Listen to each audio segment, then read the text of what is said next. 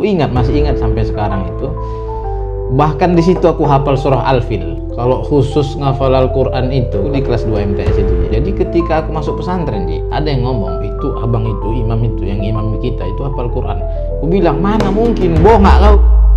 Rahmat Abdurrahim Batubara min Indonesia. قالوا تالله تفتأ تذكر يوسف حتى تكون حرضا أو تكون من الهالكين. Setelah itu, Ji, makasih ya bang, aku bilang. Iya bang, bisa dihafal ternyata bang. Situ aku pelajari bisa dihafal.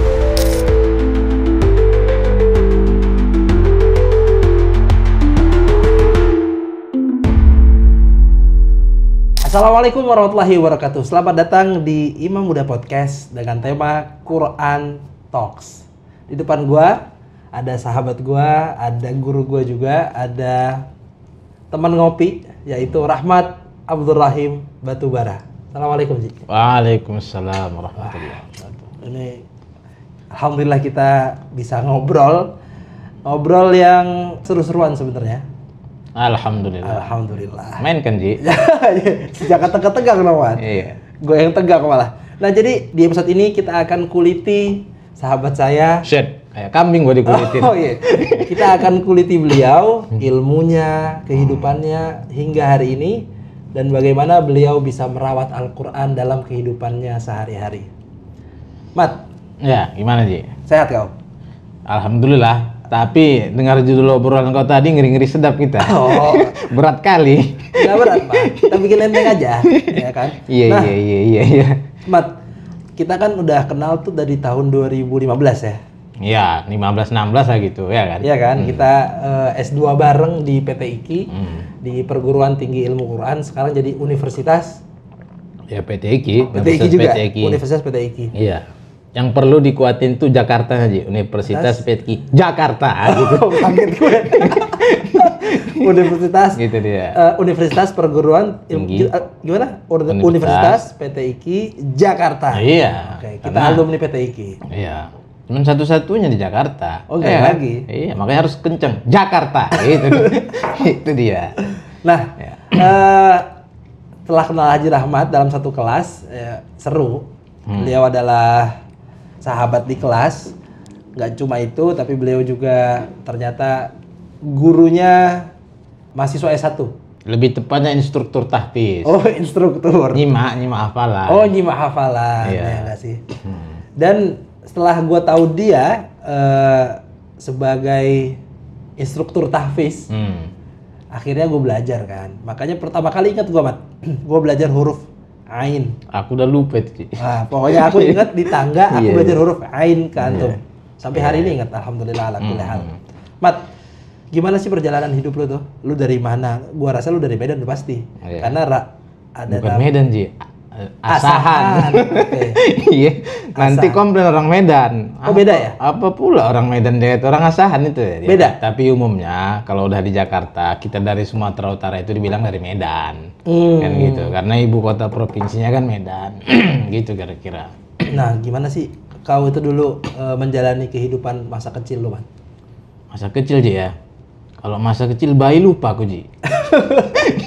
Ini kecilnya ini usia berapa? Nah, itu dulu. Usia setelah bisa nalar lah.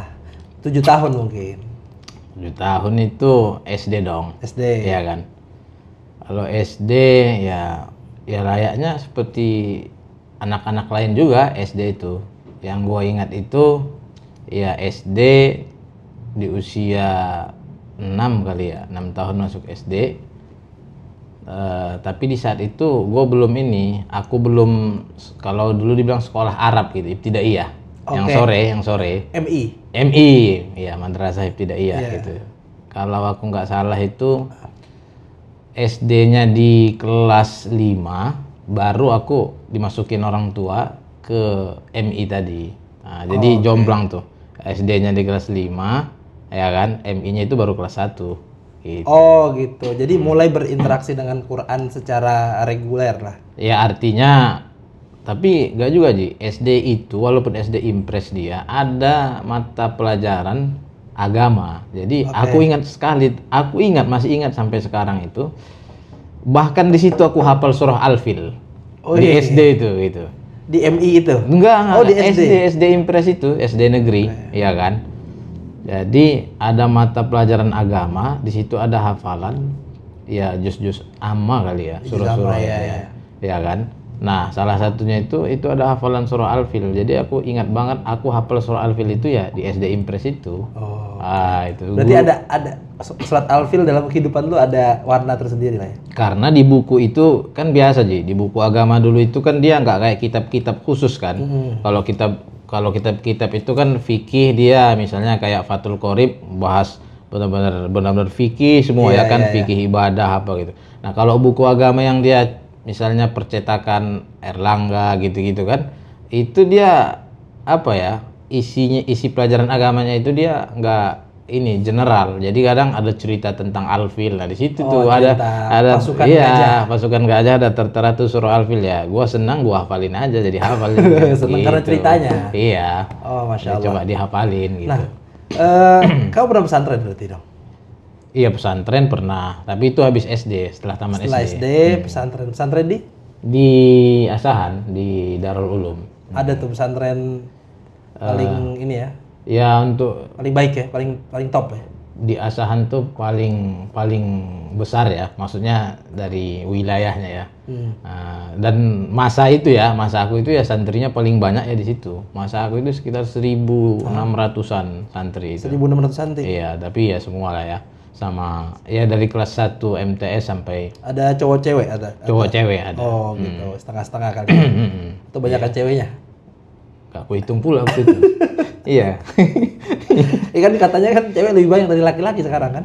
Ya katanya, tapi nggak ikut pula aku mensensus itu.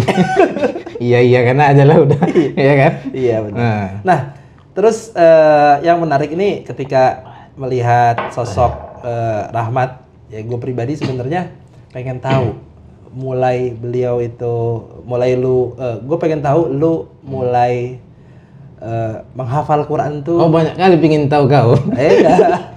Tapi nggak apa-apa lah. Kalau yang baik-baik, ayo kita obrolin ya kan. Jadi kapan kau pertama kali memulai menghafal Al-Quran? Menghafal Al-Quran ya. Kalau khusus ngafal Al-Quran itu karena memang ngafal gitu, bukan ngafal surah-surah pilihan kayak tadi SD tadi. Surah Al-Fil itu ya kan. Atau biasa kalau di kampung itu dulu kan ngaji-ngaji setelah maghrib ya kan, sama orang tua atau sama kakak gitu kan, disuruh ngafal surah Al-Ikhlas gitu itu. Itu kan nggak khusus ya, nggak fokus. Tapi kalau mulai fokus itu bukan fokus juga sih, mulai ngafal gitu. Kalau dibilang fokus karena ya 2 MTS nggak ada mata pelajaran tahfiz, nggak ada waktu itu. Ya tapi mulai ngafal itu aku di kelas 2 MTS itu Ji.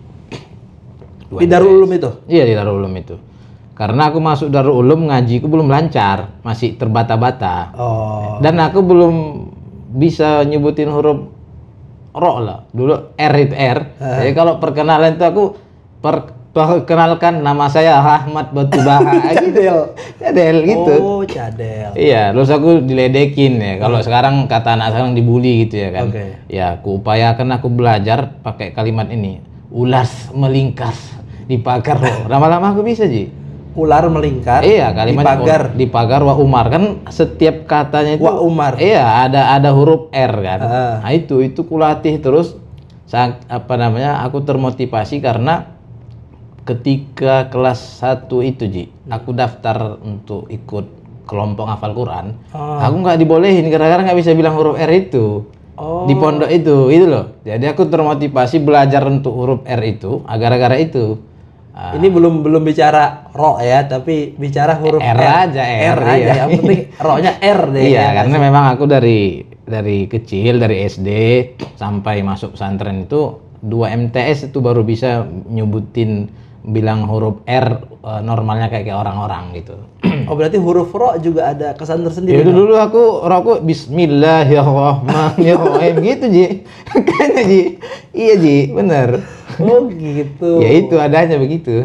Masya Allah tabarakalrahman. Ternyata sekarang beliau ngajarin huruf ro yang benar. Dulu ternyata cadel. Jadi buat teman-teman yang merasa cadel, ya sebenarnya bukan bukan tidak mungkin ya. Oh iyalah. Kadang-kadang keadaan itu yang memaksa kita jadi mungkin, Ji. Ya Hah? Jangan sampai enggak. Ya, ngeri enggak? Ngeri. Jangan ngeri-ngeri kali. Iya kan? Iya. Ada cadel, gimana? ada cadel ro. Ada teman gue juga. Ini kita lama-lama bicara tajwid pula ini. Jangan lo bicara tajwid. Oh iya. Cadel S. Udah berat ini, berat. S. Nah, oke. Mulai menghafal berarti 2 MTS. Tahun 2006. Tepatnya 2006. Dari mulai awal atau dari mulai akhir? Maksudnya, dari awal, Ji. Dari Al-Baqarah. Okay. Jadi awalnya itu gini, namanya di kampung ya. Jadi gini gue ceritain. Aku lahirnya di Kisaran, di Asahan. Ya kan? Tapi karena bosku, ayah. Oh, Iya. Ya nggak apa-apa juga, ya begitu aslinya kan. Kadang-kadang kita berteman kan bilang bosku gitu kan. Ayah itu tugas di Kenopan, daerah Labura. Jadi ya apa namanya? Ya mama aku pun orang Labura kebetulan gitu kan. Jadi ya aku SD di Labura bukan di Asahan. Tapi kalau lahir di Kisaran, di Asahan itu, ya kan. Akhirnya apa namanya? Terkait apa tadi? Aku kok jadi lupa. Iya. Terkait mulai menghafal. Oh iya, udah ingat aku yang lupa tadi. Memang begitulah kadang-kadang manusia ini. Kita manusia biasa tukang lupa. Ya kan? Jadi waktu aku di kampung itu di Lorong 6 namanya, di Lorpi, Lorong 6 itu. Ada musola, sekarang udah jadi masjid. Musola Ar-Rahman, dulu masjid. Itu imam-imamnya itu, Ji. Ya, biasa ya, kakek-kakek dulu ya kan. Ato-ato kalau kami bilang. Iya, datuk ya. Iya, ato-ato itu. Kalau imam kan mereka surahnya habis Al-Fatihah bawa surahnya surah di juz 30. Iya. Ikhlas, Al-Fil, Al-Humazah gitu. Itu yang pendek-pendek dong, ya kan. Nah, ya itu yang terbangun. Jadi ketika aku masuk pesantren, Ji. Ada yang ngomong, itu abang itu, imam itu, yang imam kita itu hafal Quran. Aku bilang, mana mungkin, bongak kau. Aku bilang, bongak itu bohong. Bongak kau, hafal Quran. Di kampungku itu imam ayatnya itu aja, aku bilang. Mana pula Quran banyak gitu bisa dihafal. Aku aja masuk pesantren belum hatam, ngaji itu baca ya, belum selesai. Ya belum lancar, belum bisa, belum selesai juga. Cadel pula ya kan. Nah, apa pula hafal Quran. Tapi Ji, takbir lah dia, Allahu Akbar katanya. Bacalah Fatihah ya kan. Habis waladhdallin amin, dia baca surah. Tak hafal aku dan jarang ku dengar. Ini apa yang dia baca ini? Kalau di kampung kan surah-surah pendek, ya kan? Asing di telingaku. Belum pernah. Iya, tapi aku kenal abang itu karena dia dari Sukarame. Sukarame itu ya masih daerah Labura lah gitu. Nah, namanya Alwisah Dalimunte. Oh, masih ingat. Masih ingat aku. Siap dia, udah datangi lah, namanya kenal kan. Bang, abang tadi baca apa bang? Pas imam udah. Ya baca surah Al-Quran. Surah apa bang? Surah Qaf katanya. Surah Qaf, ya kan? Iya pula gue. Hafal abang? Hafal, insyaallah. Tadi abang imam nggak nengok, nggak lihat mushaf. Oh, nggak lihat mushaf. Nggak lihat mushaf abang? Enggak. Iya juga ya. Jadi gue tanya, gimana cara ngapal itu bang? Bisa dihafal ya? Di kampung kan bang, ya imam itu kan surah-surahnya alif kelas bang. Iya. Kok bisa dihafal Quran? Alif lamnya sama, bukan alif lam tapi alam taro. Iya, alam taro. Iya kan? Bisa deh katanya. Cobalah diulang-ulang dibaca-baca. Jadi Ji, habis itu kan di pesantren itu jadwal makan malam itu habis sholat maghrib, antara maghrib ke isya ya kan. Nggak turun aku makan, aku di atas aja di masjid kan. Coba-coba aku baca-baca alif lam mim itu kan. Alif lam mim ulang. Dapat Ji, hafal ya. Zalikal gitu, zalikal. Hafal aku jadi 3 ayat Ji. Kenyang aku Ji, nggak lapar aku. Saking bahagianya, ya kan? Dapat 3 ayat, iya ya, bisa dihafal. Ku tutup apanya, mushafnya, ku baca alif lam mim gitu. Iya hafal, bisa dihafal ternyata ya. Masya Allah. Bingung Ji, kenyang aku gara-gara itu Ji. Itu belum tahu ilmu tuh ya? Belum tahu, cuman dibilangnya diulang-ulang aja, aku ulang-ulang ya kan. Ya aku ulang mungkin karena nggak tahu entah doa siapa, doa orang tua ya, ya kan. Iya mungkin. Jadi Ji, malam itu aku nggak jadi makan malam Ji, karena saking bahagianya. Kadang-kadang kita kalau bahagia lupa makan memang. Kenyang kita, kenyang angin. Iya. Jadi berarti kau sekarang kalau lapar juga gitu. Itu dulu kok. Sekarang lapar kita cari menu yang paten, yang enak, ya kan? Ya, jadi alif lam mim Al-Baqarah sambil ketiduran. Iya, jadi setelah itu Ji, sholat Isya, datangin dia, "Bang, makasih ya Bang," aku bilang. "Iya Bang, bisa dihafal ternyata Bang. Aku udah hafal 3 ayat." Ku simak kan ke dia. Nah, ya bisa deh, bisa kan katanya. Percaya kok kan? Percaya. Di situ aku pelajari Al-Qur'an bisa dihafal, Ji. Allahumma sholli ala Muhammad. Jadi bukan karena Al-Qur'an tuh bisa dihafal, nanti yang hafal Tunggu dulu, Ji. Belum selesai tuh, Ji. Jadi, siap. ya kan? Sabar. Siap. Jadi udah hafal aku. Ya sehari 2 hari kemudian itu dibuka kelas untuk murid-murid baru, santri baru yang ingin ngafal Quran. Anak-anak 1 MTS dong, ya kan. Itulah yang kuceritakan tadi. Daftar aku, ya kan. Dites, ditolak aku gara-gara nggak bisa bilang huruf R. Cadel, gara-gara cadel. Bismillahirrahmanirrahim, gitu kan. Zalikal kitabul la raiba fihi. Ditolak Ji kan, tolak. Ya udah, ditolak aku. Disitulah aku termotivasi belajar huruf R itu sampai setahun. 2 MTS aku baru bisa. 2 MTS aku di situ. Akhirnya aku terasingkan, terasingkan tidak dengan kelompok yang mereka diterima yang itu. paten-paten itu. Yang dia, iya paten aja lah, ya kan. Kalau ngapal Quran paten lah, masa nggak paten? Iya, ngapal berita penting aja di koran paten, apalagi Quran. Cocok. Cocok. Ya jadi aku terasingkan, aku ngapal sendiri, ya kan, ngapal sendiri. Karena kan nggak masuk kelas tadi, nggak lulus. Jadi selama 1 tahun itu di kelas 1 itu sambil belajar huruf R, ya kan, atau huruf ro kalau di makhraj. Ya kalau di aksara Arab, ya kan. Ya, ku hafal juga. Jadi aku selama ngafal itu pakai R ku yang salah itu. Pakai R ku yang cadel itu gitu. Sampailah kelas 2 MTS aku lancar melafalkan huruf R itu. Tapi akhirnya seingatku ya aku nggak masuk ke kelompok itu tetap. Aku jalan sendiri aja. Jalan sendiri, ya kan. Kayak harimau kan suka jalan sendiri. Harimau asahan. Gak ada harimau di asahan. Gak ada. Asahan itu bukan gunung, ente ada aja. Nah jadi itu pesantren di Darul Ulum 2 MTS dengan segala dramanya itu, nggak bisa huruf ro, nggak diterima sebagai murid pilihan untuk bisa mengikuti sesuatu program. Terus SMA-nya tetap lanjut di situ, Ji. Jadi di Darul Ulum itu dulu, ya ini sekaligus ya pelajaran ya untuk kita ya, motivasi. Jangan kita menyerah ketika kita tidak diterima di suatu kelompok elit. Gitu. Belum tentu kelompok elit yang diluluskan itu ya tidak bisa kita lampaui kalau kita jalan sendiri di jalan yang kita pilih sendiri, bukan jalan sendiri ya. Gak mungkin ngapal Quran itu jalan sendiri kan. Ya Nabi Muhammad aja ada kawannya Jibril, ya kan. Apalagi kita ada guru tentu tetap itu. Tapi artinya jangan kawan aku malaikat ini. Aduh, ngeri kali sih. Kita ini bukan nabi, Pak. Santri. Iya itu. Itu pelajaran yang ku dapat itu. Artinya ketika kita tidak diluluskan di kelompok yang terpilih, bukan berarti kita tidak bisa bersaing ya, berkompetisi dengan mereka yang terpilih. Itu gue ingat tuh 1 MTS itu. Aku jalan sendiri ngafalin Quran, nggak bisa bilang huruf R, ya kan? Ya Rahmat gitu kan. Rahmat Abu Hakim Batu Bakara. Bayangin Ji, dibully gitu. Tapi tidak mematahkan semangatku. Udah belajar terus sampailah 2 MTS. Aku bisa di atas izin Allah Subhanahu wa taala kan dan dengan ikhtiar bisa bilang huruf R itu. Nah, di pondok itu Ji, Darul Ulum itu ada program PKU namanya, Pendidikan Kadar Ulama. Nah, itu dia dimulai dari 3 MTS sederajat. Jadi kalau kita kelas 2 MTS nih, ya kan, mau naik ke kelas 3 itu dibuka pendaftaran siapa yang mau masuk Pendidikan Kadar Ulama, syaratnya hafal Quran dan dites ngajinya. Gitu kan? Nah, aku kan seperti ku ceritakan tadi, aku kan dari 1 MTS bukan di kelompok yang terpilih lulus ini. Jalan sendiri, Ji. Ya kan? Jadi kelas 2 semester ya waktu itu udah ya, bukan catur bulan ya, udah semester 2 SD kita masih catur bulan itu. Lulus kelas 2, naik mau ke kelas 3, aku ikut tes itu Pendidikan Kadar Ulama. Ya kan? Aku ikut tes Pendidikan Kadar Ulama itu, dites lah. Ketemulah sama-sama yang kelompok-kelompok yang di 1 MTS dulu dilulusin ini. Ya sama-sama lulus. Mereka juga lulus, aku lulus. Tapi itu terbatas, Ji.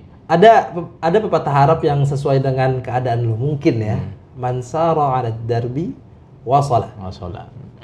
Barang siapa yang jalan di jalannya ya, berazam dengan jalannya, maka dia akan sampai. Tapi iya itu mahfuzat familiar banget ya. Iya. Iya, tapi kurang tepat kayaknya Ji. Oke. Itu mahfuzat ada dan tapi kalau ke case gua case apa keadaan aku waktu itu lebih tepat kayak manjad wajada. Manjadda wajada. Ya. Siapa yang bersungguh ya dia dapatkan gitu. Masya Allah. Iya. Itu kira-kira. Ya, atas izin Allah Subhanahu wa taala. Dengan taufik Allah, dengan izin Allah Subhanahu wa taala. Dan doa orang tua. Itu dan doa orang tua. Nah, Mat, kapan kau mulai menghafal seluruh Al-Qur'an? Seluruh Al-Qur'an? Ya, berproses lah, Ji. Oke, iya berprosesnya gimana? Kalau kapan ditanya, nggak mungkin satu kali duduk dihafal semua Quran itu. Iya, bener lah. Berproses. Ya itu tadi dari 2 MTS. Dan dapat berapa juz tuh? 2 MTS itu aku ingat itulah modal masuk ke PKU tadi, Pendidikan Kader Ulama. Itu aku bawa sekitar 3 juz. 3 juz. 3 juz. Artinya dalam 1 tahun itu ya dapatnya segitu. Dari 2 MTS itu ya kan semester 2 aku ingat semester 2 itu mulai aku coba hafal dapat 3 juz, itulah menjadi modal tes untuk masuk ke Pendidikan Kader Ulama itu. Oh, berarti kau ulama dong, Bang? Pendidikan masih belum ulama. Oh, bukan pendidikan. Masih pendidikan. Oke. Kalau sekarang tanya ulama, ngeri-ngeri sedap juga itu jawabnya. Nggak berani kita. Berat.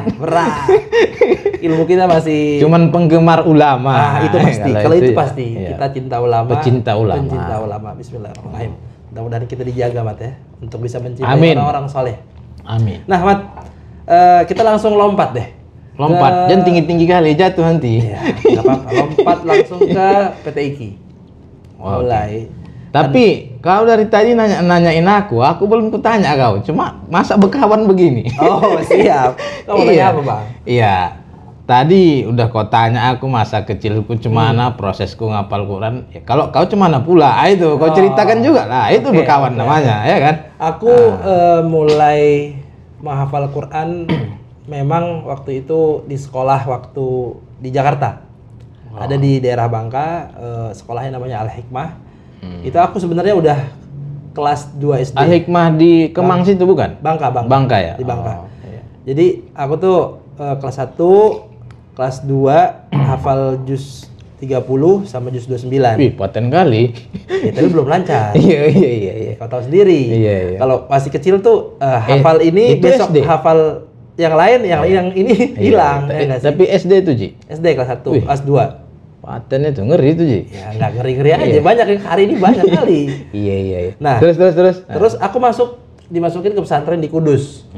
Di Kudus itu di pondok tahfidz anak-anak Yanbul Quran. Yanbu. Yanbu. Populer itu ya. Ki Haji Arwani Amin. Iya, Allah. Yang dikelola oleh putranya. Iya. Gus Ulin dan Gus Bab. Ki Haji Ulin Nuha Arwani dan Ki Haji Ulin Albab Arwani. Ya, orang-orang soleh. Orang-orang Masya Allah.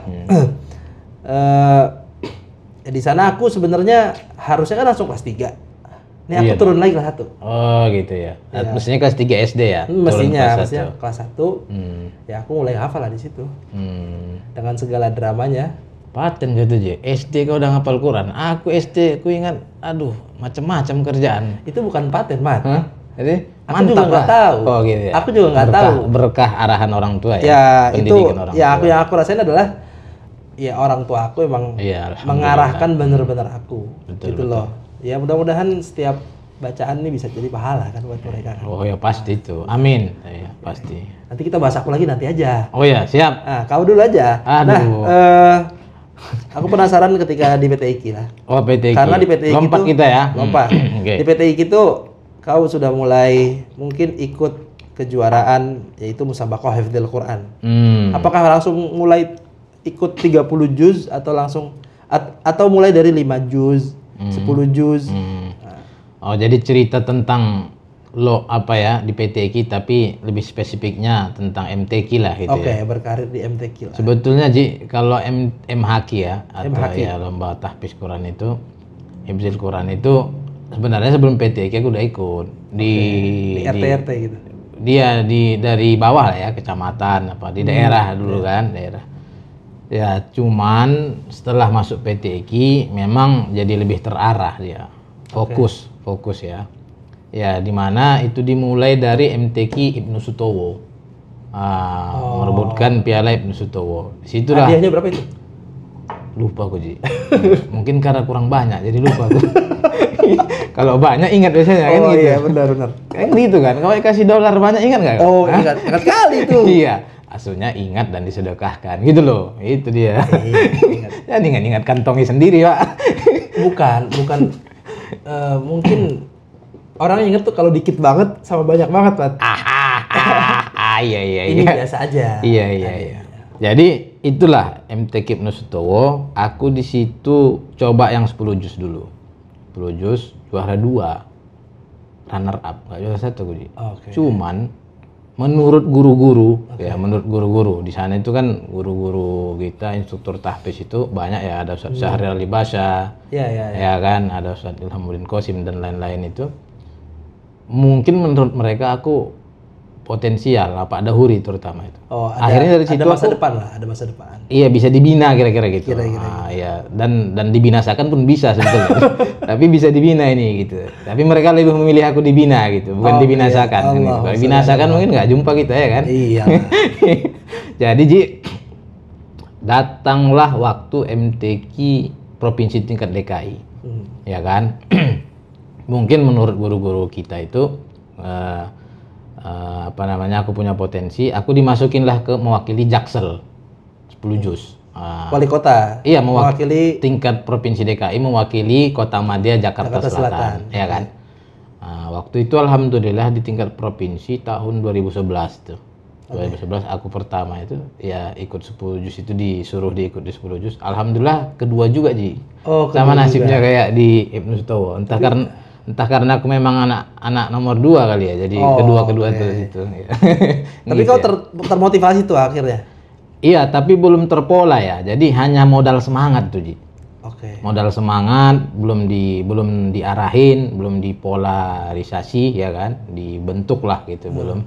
Akhirnya juara 2 di tingkat provinsi DKI dipanggil, Ji, pembinaan untuk ke nasional mewakili provinsi DKI Jakarta. Itulah jadi masuk aku disyahidain di Ciputat ya kan, pembinaan. Disitulah mulai dibentuk memang. Artinya ya alhamdulillah karunia Allah sangat banyak mendapatkan wawasan ya, bagaimana pola membentuk hafalan itu agar terstruktur, terstruktur, rapi, kuat mungkin. Iya, secara kausalitas ya, sebab akibat. Pola takrir lebih tepatnya. Ya kan, di situ juga dibongkar wakaf ibtida'ku ya kan. Di sini nggak tepat wakafnya ibtida'nya, dibongkar huruf-huruf ya, terutama di sifatnya, makhrajnya ya kan. Nah, alhamdulillah di situ ya hanya hanya sayang, Ji, aku cadangan di situ, Ji. Iya, tapi ya nggak apa-apa lah, aku syukurin waktu itu aku cadangan. Belum kan main inti tuh? Belum, cadangan, Ji. Iya, ya kan memang juara 2 juga dari. Tapi memang budaya di DKI itu nggak ada jaminan juara 1 tampil dan juara 2 nggak ada jaminan. Yang nggak ikut pun bisa tampil di DKI itu, asal memang dia punya potensi. Iya, dan memang maksimal gitu kan, fit dia. Jadi akhirnya cadangan lah aku. Ya kan, cadangan. Yang tampil itu aku masih ingat, Bang Muhajir namanya. Orang Medan pula, Ji. Orang Medan dia aslinya, tapi dia stay di Karawang itu kalau nggak salah. Tampil juara 1 dia tingkat nasional itu di Kalsel. Mewakili DKI. Tuan rumahnya Kalsel. Iya, Kalsel itu Banjarmasin ya. Iya itu, pokoknya Kalsel. Kira-kira. Iya di situ juara 1 dia. Aku termenung. Iya ya. Hebat dia, juara 1 di nasional. Ya dulu ya gitu. Kalau sekarang ya sudah banyak juara, lahir juara-juara ya lumrah lah, memang tiap tahun ada yang juara kan gitu. Disitulah aku makin termotivasi, ternyata memang harus berpola menghafal itu. Takrir itu ada polanya, nggak bisa sesuka hati. Kapan mood takrir, ya kan? Kapan enak feel kita ya. Takrir itu murojaah. Iya, murojaah, mengulang hafalan. Mengulang hafalan, kemudian bagaimana meletakkan di mana kita berhenti, di mana kita memulainya, ya kan? Dan seterusnya.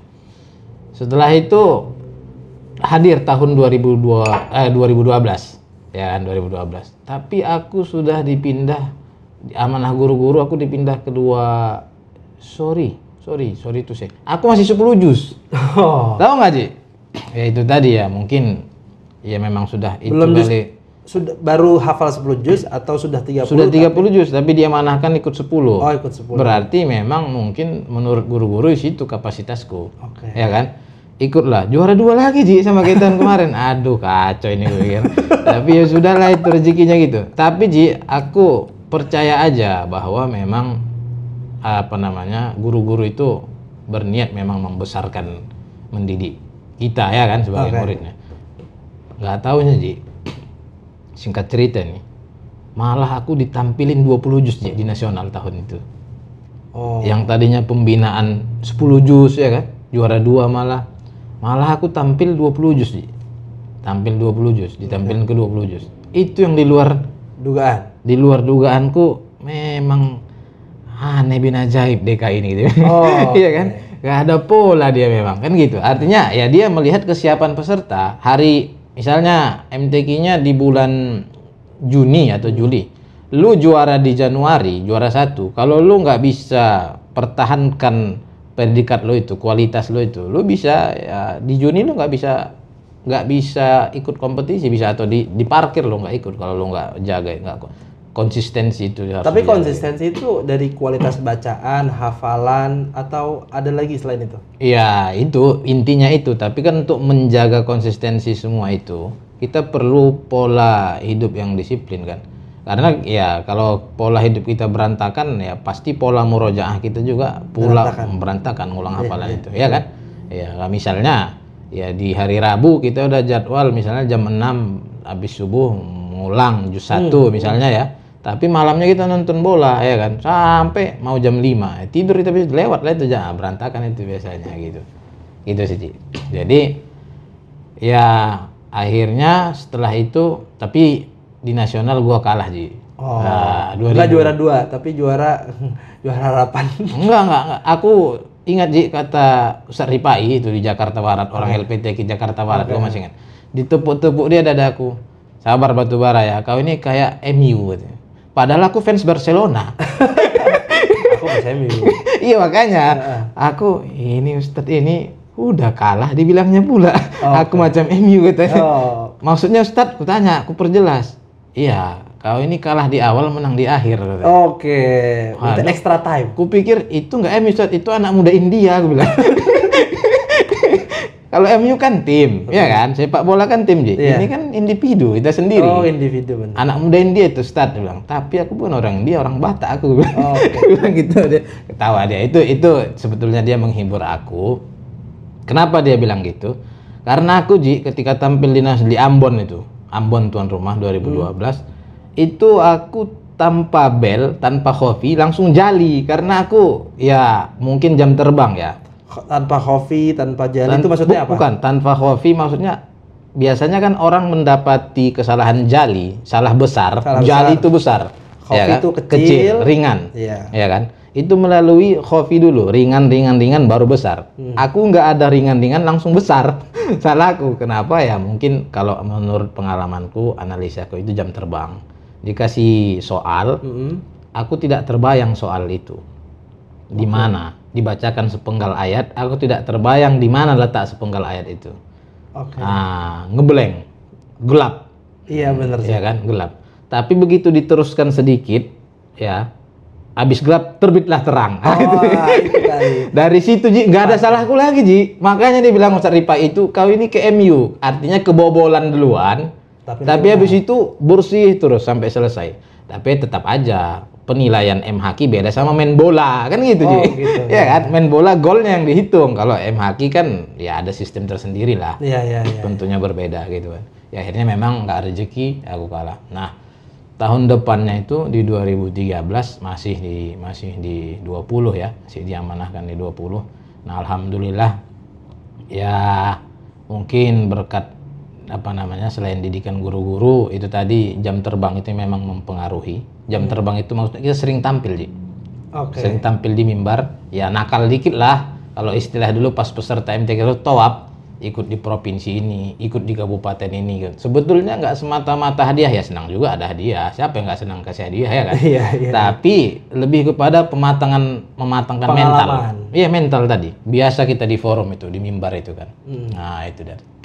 Akhirnya alhamdulillah juara 1 nasional di tahun itu. Juara 1 nasional Iya, mewakili itulah DKI Jakarta. DKI Jakarta Iya. 2013. Aku nggak pernah ke nasional itu kecuali dari DKI. Oke. Makanya mungkin berkah itu juga masih diingat orang DKI aku. Oh. Walaupun kadang-kadang aku di Asahan dipanggil ikut hakim DKI. Oh, sekarang beliau ini Dewan Hakim. Iya. Dewan Hakim. Biasa aja sebetulnya. Iya. Cuman ngabdi apa namanya? Ya takjim ke guru-guru aja, diminta guru-guru datang ya datang, tugas ya kan. Betul, Masya Allah. Iya. Disitulah awalnya pangkalnya, disitulah awalnya terbuka kesempatanku untuk tampil di internasional. Karena juara di DKI, juara di Indonesia. Juara mewakili Nasional. DKI, juara di nasional. juara di MTQ nasional. Disitulah terbuka kesempatan mewakili Indonesia di MTQ internasional. Jadi setelah lu juara di nasional mewakili DKI, kemudian terbukalah kesempatan untuk berkiprah di MTQ internasional. Ya, mengikuti event ya kompetisi internasional luar ya. Ya. Luar. Nah, pertama kali lu ikut kompetisi Musabaqah Hifdzil Quran 30 juz di negara mana? Enggak 30 juz. Di pertama kali itu di Brunei ya. Oh, di Brunei. Darussalam, tapi dia hafalan hanya 10 juz. 10 apa 15 aku lupa. Tapi beserta pemahaman. Tafsir lah kalau kita katakan. Tafsir. Bahasa Inggris, bahasa Indonesia? Bahasa Melayu. Oh, Melayu. Melayu, tapi itu lucu kali itu. Iya, Melayu. Artinya kan contohkan. Ya, Melayu itu bahasa kita, bahasa Indonesia maksudnya. Oh, maksudnya bukan kan bahasa. Satu rumpun masih kita. Brunei, Singapura, tapi kita pakai bahasa Indonesia aja. Bahasa Melayu ya. Di tafsirnya itu ya biasa lah ya, ada sebabun nuzul, ada kiroatnya, dikit-dikit tajwidnya seperti itu. Itu pertama kali. Ya aku kaget sih, maksudnya ya kagetnya itu ya nggak pernah kan di nasionalnya jadi peserta seperti itu, murni ya pure hanya tahfiz saja sebenarnya. Tapi waktu yang ada aku sempatkan baca ya kan, alhamdulillah ya dapat peringkat sih, tapi bukan Johan, Naib Johan. Apa tuh? Kedua, runner-up gitu ya. Nah, tapi setelah itu aku masih penasarannya itu kapan aku dapat kesempatan untuk tampil yang murni hafalan saja gitu ya. Murni hafalan saja. Nah, diberilah kesempatan oleh Kementerian Agama, tapi memang tidak di 2013 itu. Kan di nasional 2013 ya juaranya. Di 2014. Nah, itulah dikirim ke Makkah, Saudi Arabia. Di Makkah, Saudi Arabia. Ya.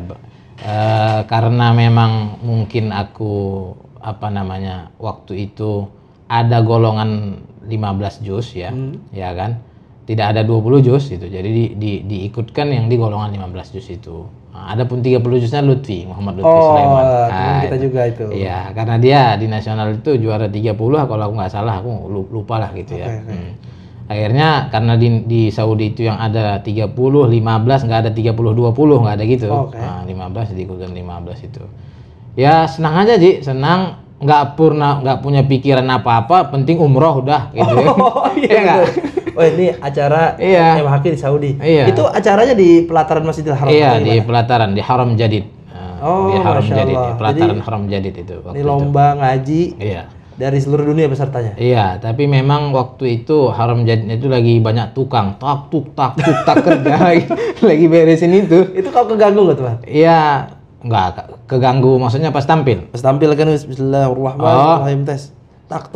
Sebetulnya nggak keganggu Ji, karena gimana mau keganggu? Udah keganggu duluan, gemetaran kan gitu. Oh iya benar. Bercanda. Waktu itu nggak gemetaran. Jadi ceritanya itu Ji. Kenapa aku nggak gemetaran mungkin ya?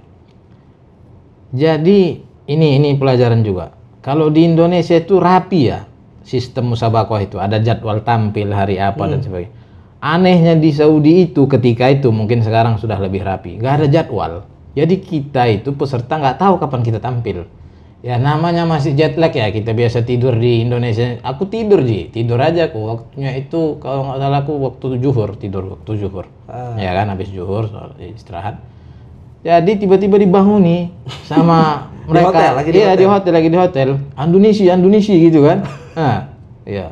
Roh, disuruh cepat, disuruh buru-buru gitu. Hotel dari hotel ke tempat jauh Ji. Jadi Ji, kalau aku jalan kaki itu, ya jalan kaki, pasti aku udah nggak kesempatanku tampil tuh lewat. Namaku jadwal itu udah lewat. Nomor urut tampil.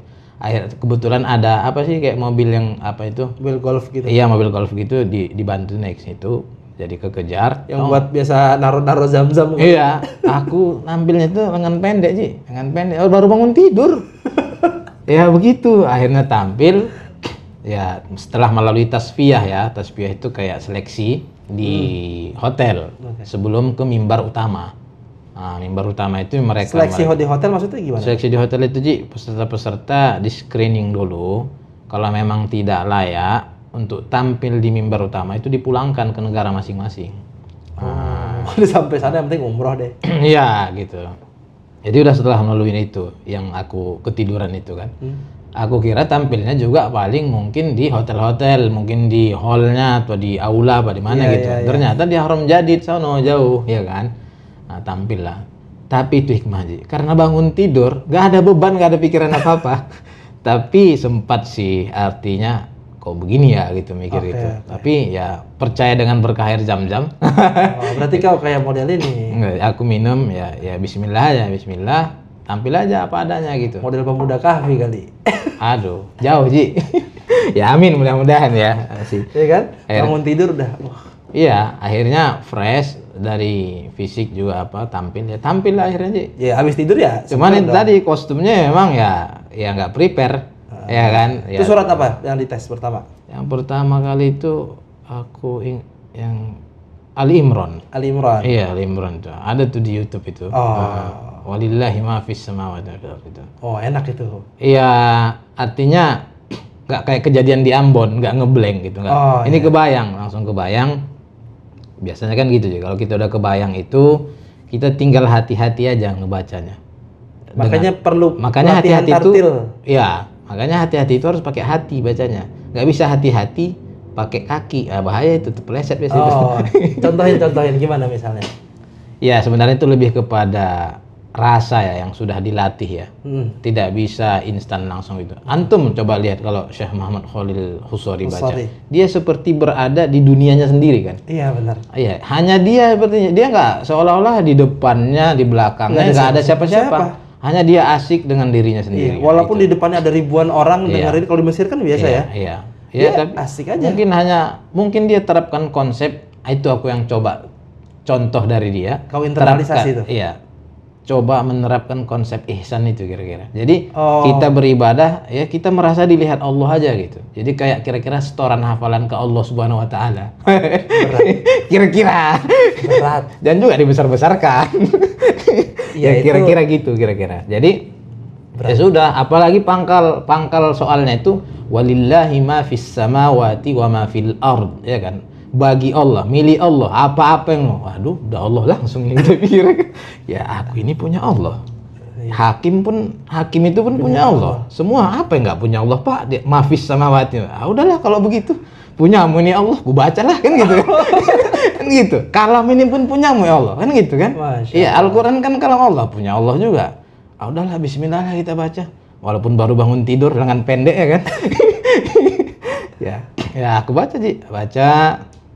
Ya. Soal pertama itu alhamdulillah mulus kan dengan tenang. Ya kan, tenang, fisik masih fit ya. Soal kedua itu di Al-Maidah ya, Qala Isa bin Maryam, masih tenang tapi mulai sudah terasa lelah ya, karena menjaga konsistensi bacaan itu. Jadi tidak sesederhana yang dibayangkan untuk kita bisa stabil dari awal soal itu sampai akhir itu perlu latihan. Jadi makanya kalau menurut aku ya pribadi ya pengalaman kau lah. Iya, nggak ada peserta yang hebat, yang ada peserta terlatih. Nggak ada peserta MH gitu, yang ada terlatih. Kalau nggak latihan dia, ya nggak hebat gitu. Ya, kalaupun dia hebat, pasti dia latihan. Itu untuk latihan bagaimana menjaga stabilitas itu sampai akhir. Tapi memang memerlukan banyak faktor ya, fisik, kemudian mood keadaan hati dan apalah itu, aku juga sulit mengurainya karena memang belum pernah ku urai satu persatu gitu. Tapi poinnya memang harus dilatih untuk kita mampu stabil membaca itu. Ya latihannya apa? Ya takrir sama murojaah, mengulang hafalan. Nggak ada sama kayak orang main bola, ya latihannya ya dribble, ya nendang bola gitu. Ya, kalau gue bayangin Mat ya. Jadi kalau gue setoran sama lu aja kadang-kadang deg-degan. Bukan kadang-kadang, pasti deg-degan satu itu. Ya, karena jantung masih berdetak. Kalau nggak berdetak, nggak setoran lagi. Jadi bagaimana perasaan seseorang yang dites hafalannya oleh masyayikh, orang-orang yang sudah diakui keilmuan Qur'annya di tingkat dunia. Jadi seluruh dunia dikumpulin, ini orang paling ahli. Kau punya hafalan, kau dites oleh dia. Kalau aku Ji, sebelum dites orang itu udah senang aku lihat orang itu, minta foto aku mau. Ya karena aku anggap ini kan mereka hakim-hakim dari berbagai negara ya. Ada dari Mesir dengan ciri khas topi merah putihnya, ya kan? Gemuk pula ya kan? Oh deh kayak Muhammad Khalil aja nih, saya pikir ya kan? Yang pastinya dia alim lah, makanya dia hakim kan gitu. Ya itu asumsiku ya, pastilah ya dia alim. Kemudian ada dari Yaman, ada dari Maghrib, ya dari Maroko, hakim. Mereka itu kan ya namanya aku peserta kan, ya sebelum tampil aja melihat mereka wibawa haibah mereka itu sudah ini. Aku minta foto Ji. Nah, jadi karena aku udah minta foto, udah senang aku sama mereka, ya aku nggak grogi. Kalaupun aku salah, ya namanya aku peserta, kalian hakim lebih hebatan kalian lah, kan gitu aja. Ya kan. Tentu ya lebih matang kalian, makanya kalian hakim, aku peserta ya diuji. Kalau salah ya nggak apa-apa, salah kan gitu. Iya, juga peserta. Peserta kan gitu. Jadi itu yang salah satunya membuat aku lebih lepas tampil itu. Lebih lepas. Jadi foto-fotonya di mana? Ketika sarapan di udah hotel. Umroh pula kan? Iya udah umroh. Gitu. Nah, kayak hampir nggak ada beban sih karena mikirnya udah umroh ya gratis. Kau juara berapa waktu itu? Juara 2. Juara 2. Lutfi juara 3. Juara 3, masya Allah. Juara 2. Itu yang tak pernah terpikirkan itu Ji. Juaranya Saudi? Ya juara 1 itu Libya. Saudi 3 malah. Aku 2, kita Indonesia 2, Libya. Saudi 3. Saudi 3 itu. Nah, memang ya, memang perlu pembiasaan, disiplin dalam mengulang hafalan atau mentakrir atau memurojaah hafalan. Nah, gue pengen lu kasih tips ke kita semua. Berat kali ini Pak. Kasih tips ya. Tips maksudnya gini, kasih tips gimana sih caranya mengulang hafalan yang bisa membuat hafalan kita tuh mutkin. Kalau orang bilang mutkin tuh kokoh gitu ya, jejak gitu lah. Jejak ya. Karena memang hafalan nok itu. Apa tuh? Nok apa tuh? Nok itu apa ya? Jadi padat dia gitu ya. Oh ya. Jadi apa namanya? Kan kalau kita Quran itu kan nggak ada yang lain selain kalau kita ngeblank itu hilang hafalan. Iya kan? Iya. Nah, gimana caranya biar nggak sering ngeblank? Panjang ini Ji, kok ceritain kita. Dikit nggak aja. Cukup satu malam ini. Iya. Gimana? Dikit aja. Poinnya yang pastinya pastikan dulu tahsin kita baik dan benar. Nah, baik dan benar, ya kan? Baru nanti lancarnya mengikut. Harus dibelain kata Pak Ilhamuddin Qasim.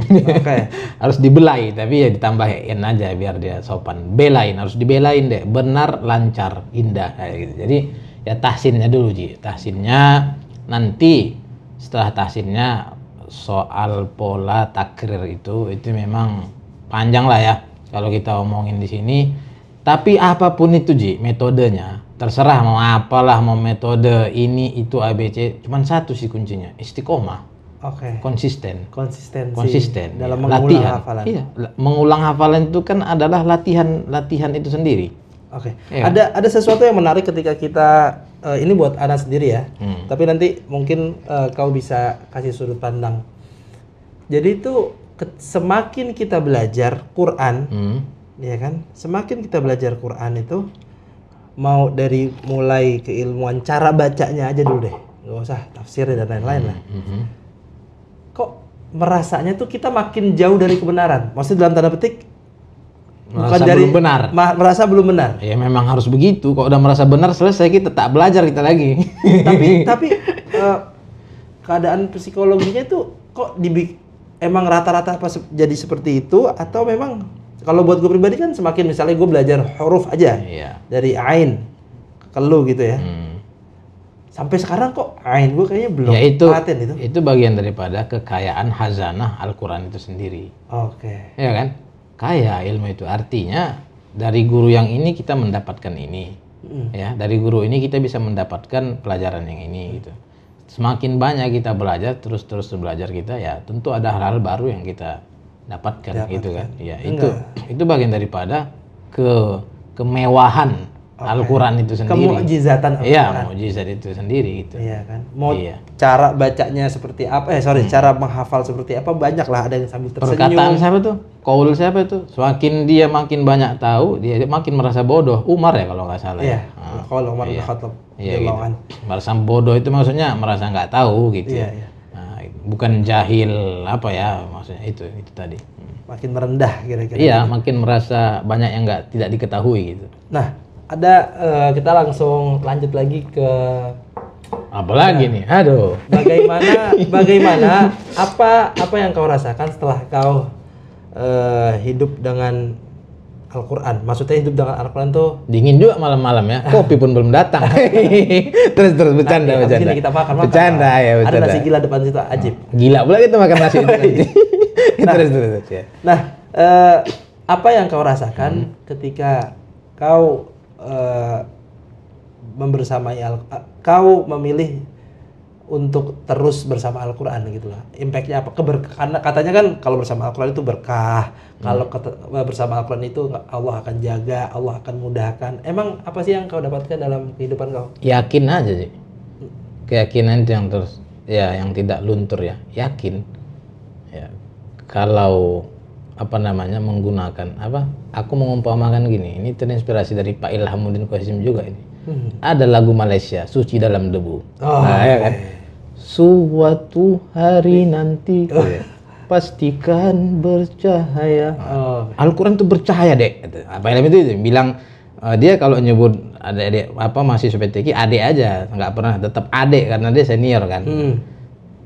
Pintu akan terbuka, kita langkah bersama. Jadi pintu itu maksudnya pintu surga terbuka itu. Allahumma sholli ala Muhammad. Yakin. Jadi apa yang kurasakan kalau kau tanya, ya keyakinan aja yang makin, ya yakin lah pokoknya. Kalau goyang sedikit, yakin kembali. Nah, itu berkah Al-Quran itu, keyakinan. Iya. Dalam kehidupan, keyakinan. Nah, yang gua rasain buat gua pribadi ya misalnya. Iya. Karena mungkin energi dari Al-Quran itu kan luar biasa, Mat ya. Luar biasa. Kita tuh kalau udah yakin terhadap sesuatu karena ngelihat bagaimana Al-Quran berkisah gitu ya. Tentang bagaimana api itu bisa jadi dingin karena izin Allah. Ya kan? Tentang bagaimana Allah Subhanahu wa taala membelah lautan untuk hambanya Musa alaihi salam. Jadi kita pikirnya tuh kayaknya nggak ada yang nggak mungkin, ngerti nggak sih? Iya, kalau di sisi Allah ya lah nggak ada yang nggak mungkin. Iya, yakin tadi kan. Keyakinan tuh kayak makin menguat gitu ya. Artinya. Tapi bukan berarti kita tidak pernah putus asa, sedih pasti. Bukan itu. Putus asa kali, goyang kali. Goyang. Bagai di tengah lautan datang badai. Ya kan? Biasa itu. Iya. Tapi ya tadi Al-Quran tadi yang menguatkan kita menghadapi badai di lautan itu. Itu tadi keyakinan tadi. Ya kan? Badai pasti berlalu. Itu keyakinannya. Masya Allah. Memaknai kadzalika linusabbita bihi fuadak waratalnahu tartila. Itu gimana menurut kau? Ya memang yang kurasakan ya ketika kita mempelajari atau membaca, mentadabburi Al-Quran itu perlahan-lahan, ya berkat perlahan-lahan itu, ya berkat kan dalam perlahan-lahan itu ada nilai kesabaran, ya kan? Tidak terburu-buru, berangsur-angsur, tidak langsung ya, tidak plek gitu kan.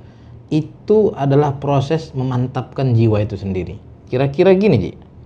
Ya, ibarat suatu pot ya, pot yang diisi tanah, lalu ingin ditanami satu tanaman, katakanlah buah apa gitu, terserah buah cabai, duren. Ya, duren terlalu kecil kalau pot. Cabai lah katakanlah ya, tanaman cabai ya kan. Dimasukkanlah bibitnya kan, dimasukkan bibitnya. Terus ditaruhlah, terus diambil air setong gede. Kalau langsung semua dicurahkan, kira-kira apa yang terjadi? Mati itu barang. Bukan lagi mati, tanahnya pun keluar, tumpah dari pot itu. Potnya pun bisa terbalik dia kan, bisa tumbang. Itu kalau sekaligus. Tapi coba misalnya hari ini disiram dia sedikit, biarkan dia kena matahari dulu, ya kan? Meresap airnya, ya kan? Besok disiram kembali. Itu kan perlahan-lahan. Itu linutsabbita bihi fuadak. Jadi Quran itu juga kalau perlahan-lahan kita baca, kita pelajari, itu memantapkan jiwa kita. Gitu kira-kira. Memberikan ketenangan yang menghantarkan pada akhirnya keyakinan. Oke, ini menarik. Karena gue akan sambungkan dengan berat kali obrolan ini. Sedikit lagi. Iya. Berapa kali kita ngobrol ini? Iya. Hari ini itu fenomena tentang mental health atau bagaimana jiwa itu tidak dalam kondisi sehat. Ini udah kayak psikiater kita ini. Enggak. Gue coba. Berat kali nih, Ji. Gue coba. Apa lagi nih? Dengan kau yang tadi bilang, kadzalika linutsabbita bihi fuadak wa tartilnahu tartila. Bagaimana membaca dengan perlahan, memahami dengan perlahan, dengan konsistensi, sabar, disiplin dan lain-lain itu akan menguatkan jiwa. Tapi hari ini dengan fenomena yang ada, banyak orang-orang yang tidak hanya divonis sakit mentalnya, tapi memvonis dirinya kadang-kadang. Gitu, gimana tuh? Baru aku dengar ini. Iya, misalnya menarik, kayaknya gua anxiety deh. Jadi gampang panik dan sebagainya. Itu kan terkait dengan jiwa, ya nggak sih? Nah, solusi dari lu gimana? Misalnya keadaan hari ini sudah banyak orang yang bisa memvonis dirinya dia kena kesehatan mental dan divonis oleh teman-temannya, lu kayaknya ini deh, ya kan? Dengan banyaknya konten-konten di sosial media menerangkan tentang pentingnya mental health dan lain-lain. Berarti mungkin nggak sih keadaan hari ini disebabkan dari interaksi dengan Al-Quran yang terburu-buru? Terburu-buru ya, boleh jadi. Iya, boleh jadi. Contoh, aku kan tidak tahu kasuistik yang tadi ya, belum tahu gitu. Tapi ku ambil contoh yang lain yang aku tahu. Contoh, ada buat program hafal Quran 2 bulan, 3 bulan gitu, atau 30 hari gitu kan. Itu kan mencerminkan terburu-buru. Akhirnya apa? Mahal itu biasanya. Banyak itu. Daftar lah yang orang-orang punya uang itu, daftar dia, anaknya didaftarin. Iya kan? Daftarin mahal lagi katanya kan udah.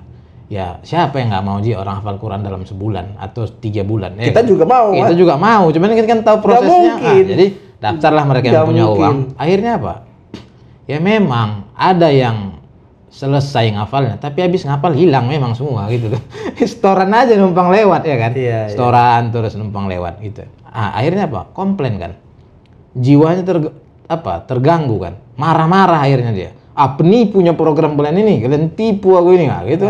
Mana uangku, pulangkan lah gitu. ya kan? Dia minta kembalikan. Akhirnya mentalnya terganggu. Itu tadi karena terburu-buru tadi. Ya kita harus tahu bahwasanya Quran aja diturunkan oleh Allah Subhanahu wa taala oleh malaikat Jibril, dibantu malaikat Jibril kepada Rasulullah SAW itu berangsur-angsur 23 tahun. Kau minta hikmahnya pula, apa? Hikmahnya itu. Kau minta pula 3 bulan gitu loh. Kau bingung nanti. Rasul aja dapat 1 ayat aja langsung gemetar. Dari fenomena itu aja oke lah ya, mungkin ada yang memandang positif. Dia membawa nilai seperti ini kira-kira, bahwa Al-Quran itu mudah dihafal. Iya kan, mudah dihafal. Memang dihafal, tapi pertanyaannya hafal nggak, mudah dihafal, lengket nggak kan gitu, melekat nggak hafalannya kan gitu. Itu yang perlu waktu itu. Itu. Jadi jangan-jangan yang buat program itu pun mentalnya rusak juga itu. Bahaya. Iya, bahaya bos. Iya kan, mental misalnya apa? Mental PT. PT ya, bahasa Padang itu. Fulus. Iya, fulus. hepeng kalau kata orang Batak. Atau orang ini Indonesia fenomena juga. hari ini, fenomena hari harus kita coba luruskan karena ini ilmu. Iya, ilmu harus lurus gitu ya. Ya disampaikanlah ilmu. Harus disampaikan dengan benar dan keadaannya seperti itu. Nah, ada fenomena lagi nih, Mas. Apa tuh? Ketika Banyak bicara kali Quran, fenomena ini, tak siap-siap ini fenomena kita ini. Terus. Ketika kita bicara Quran, hafalan Al-Quran, bacaan Al-Quran itu tidak lepas dari yang namanya dari mana berasalnya bacaan saya ini. Dalam sanad kira-kira ya. Quran namanya sanad. Tersambungnya bacaan saya, hafalan saya kepada guru kita dan sebagainya. Tapi hari ini tapi hari ini banyak sekali teman-teman yang mudah sekali mengeluarkan sanad dan memberikan sanad. Aduh, berat.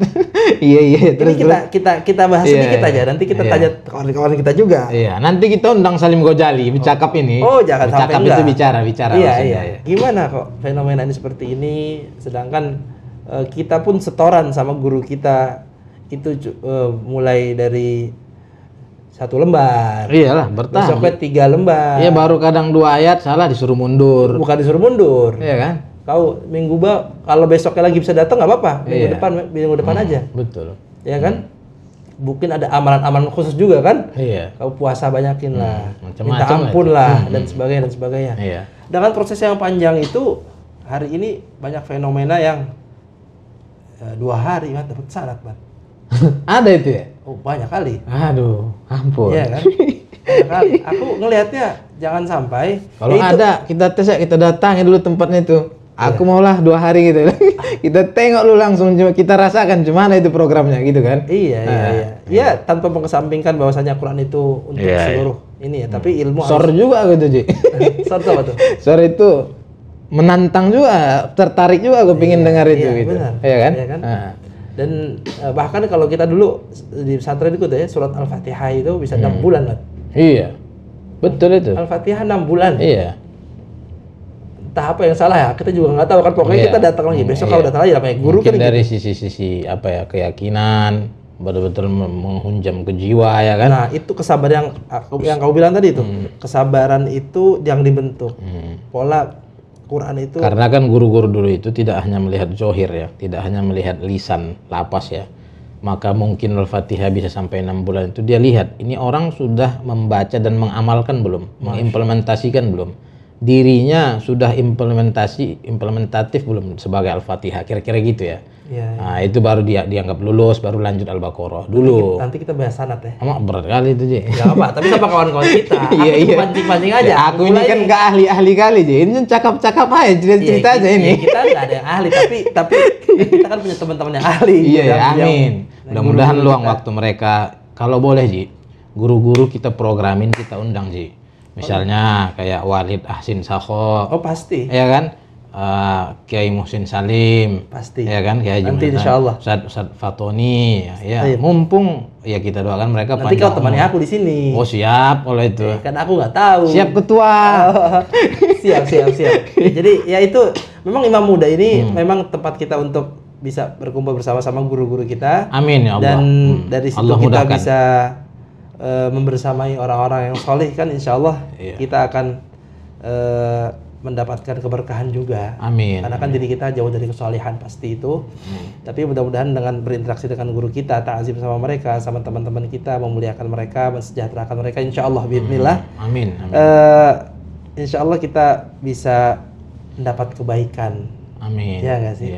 Ya tentulah, Ji. Ya pasti kita berkebaikan bersama guru-guru kita kan. Yang penting kita harus semangat tetap dan agak gercep dikit. Iya. Tapi jangan terburu-buru. Cepat boleh tapi jangan terburu-buru. Iya itu. Bahaya terburu-buru masuk jurang nanti. Taib, alhamdulillahirrahmanirrahim. Oke lah ya, gitulah ya kan. Oke lagi. Ini episode pertama. Iya, makan lo kita, ngopi lo kita ya kan. Nah, udah banyak kali yang kita obrolin ini. Episode pertama ya menarik sekali. Lapar juga itu. Sangat menarik. Insya Allah kita akan kembali di next episode bersama guru-guru kita, sahabat-sahabat kita. Nanti lo akan dapat episode kedua, ketiga, keempat, kelima. Insya Allah karena Insya Allah, Ji. masih banyak yang harus kita sehat-sehat bedah insya Allah. Jazakumullah khairan katsiran teman-teman sudah membersamai kita di episode pertama kita Quran Talks di Imam Muda Podcast. Mudah-mudahan teman-teman bisa mendapatkan manfaat dari acara ini. Amin. Nah, sampai jumpa di Quran Talks berikutnya. Assalamualaikum. Salam warahmatullahi wabarakatuh.